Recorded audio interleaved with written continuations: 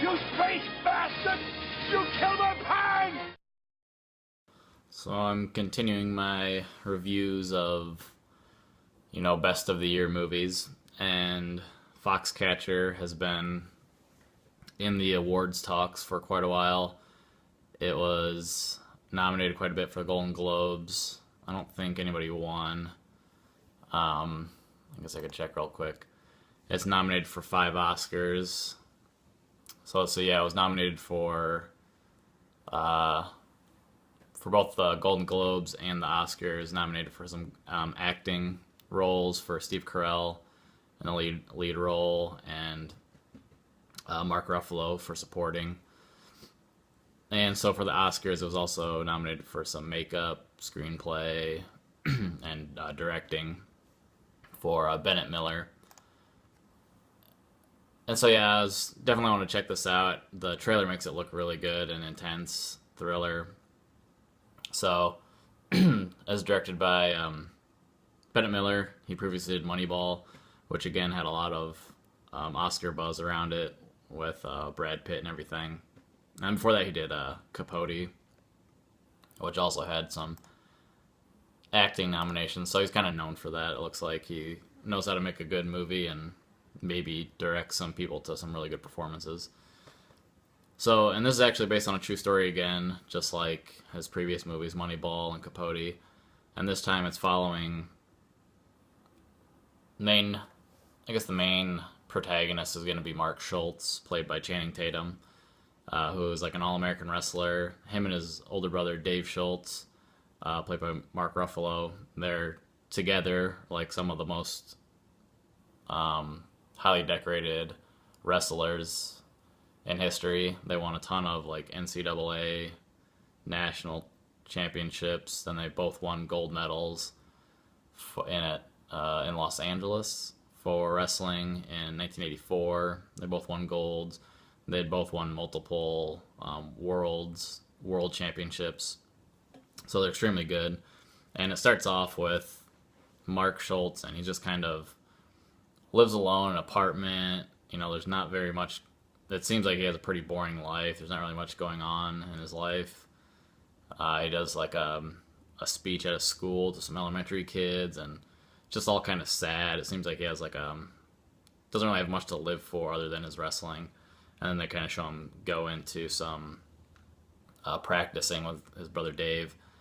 But then you also see Dave, and he's talking with the Olympic committee and stuff like that. And it just kind of seems like he has more going on. Dave does. They want him to do some coaching and stuff like that, but they're also trying to get ready for these worlds that are coming up, and also eventually the '88 Olympics in Seoul. So that's kind of happening. And then eventually we meet John DuPont, played by Steve Carell, and he is like the heir to the DuPont family dynasty that is super rich. And he wants to start a wrestling school, or I guess a training facility called Team Foxcatcher. And so he wants Mark and Dave to come and wrestle for him, and get some more wrestlers to train there. And he really wants to be a part of supporting like the U.S. Olympic team and everything like that. So that's the basic plot. And again, like I said, this is based on a true story.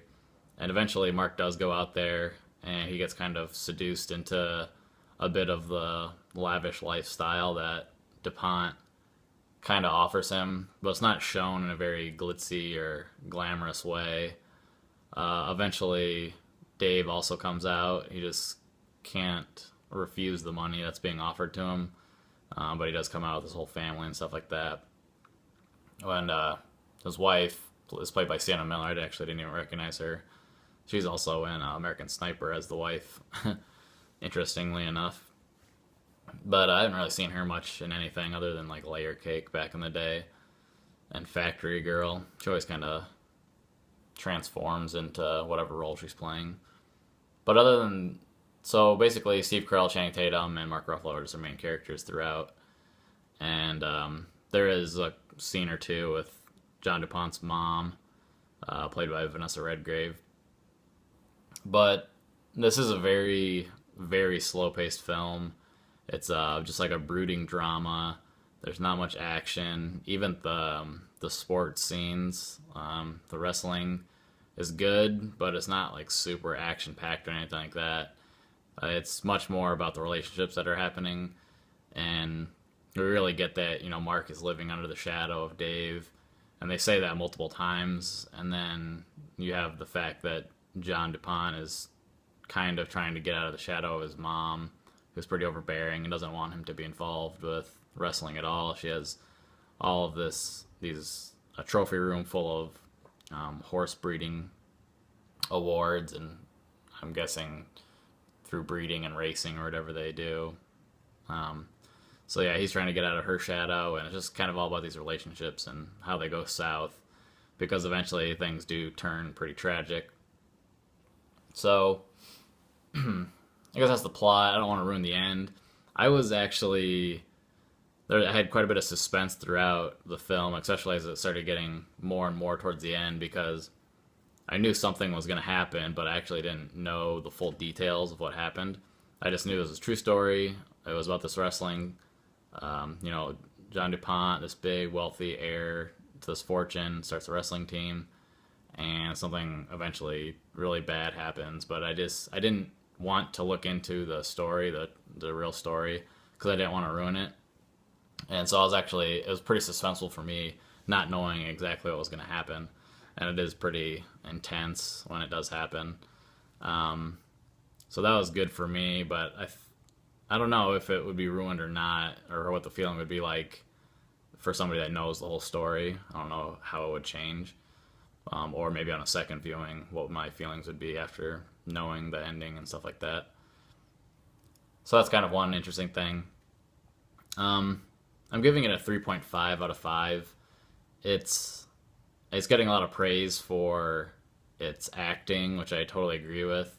Everybody just really transforms into these roles. Steve Carell especially.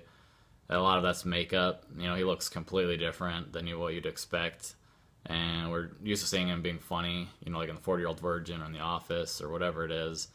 But he does a great job as this kind of maybe this little mentally imbalanced guy trying to do something maybe out of his realm and not succeeding successfully maybe. So he does a great job. Channing Tatum does as well, and I'm not a very big Channing Tatum fan at all.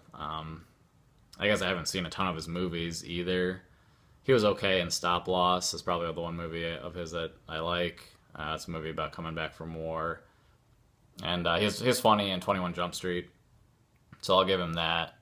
But, yeah, I don't know. Some of his other stuff I just don't care about. I don't think he's a great actor. So I was surprised that he does turn in a good performance here. And same as Mark Ruffalo. I like him. I never did like him being cast as the new Hulk, but that's kind of neither here nor there.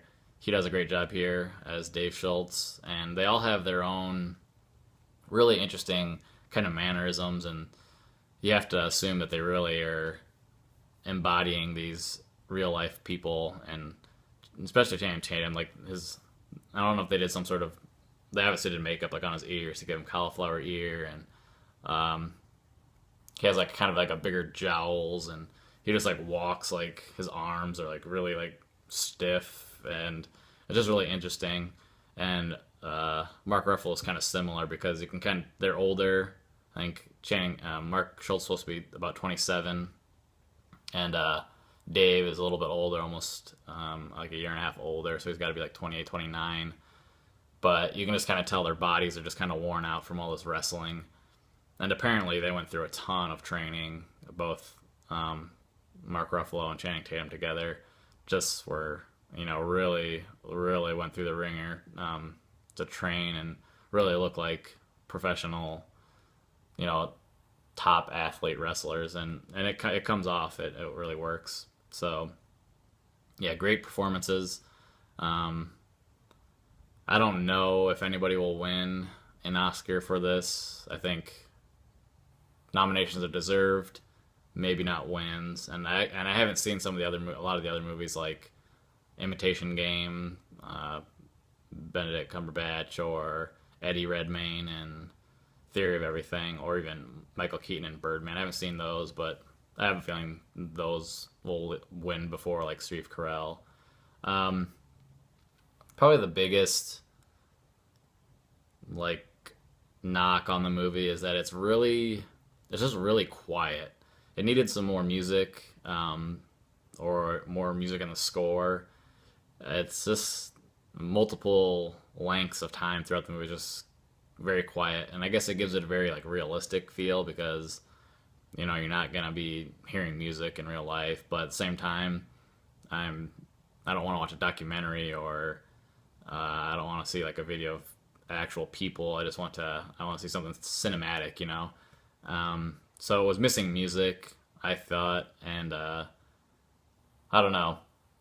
I can see where the acting praise is coming from. I'm not sure about the direction, Oscar nomination. I feel right away when I got done, I didn't think I'd want to ever like rewatch this because it's kind of long and it is pretty slow. But I don't know. Maybe you could pick up a couple different things on second viewings, and I think a lot of it just goes back to those relationships. But I am gonna stick with my rating, a 3.5 out of 5. I don't think this is like a run out to the theater and see kind of movie. You can definitely wait for it when it comes out on DVD. And it is good to see Channing Tatum in a good role, and Mark Ruffalo and Steve Carell putting in good performances. So, all right, I guess that'll be it for my review.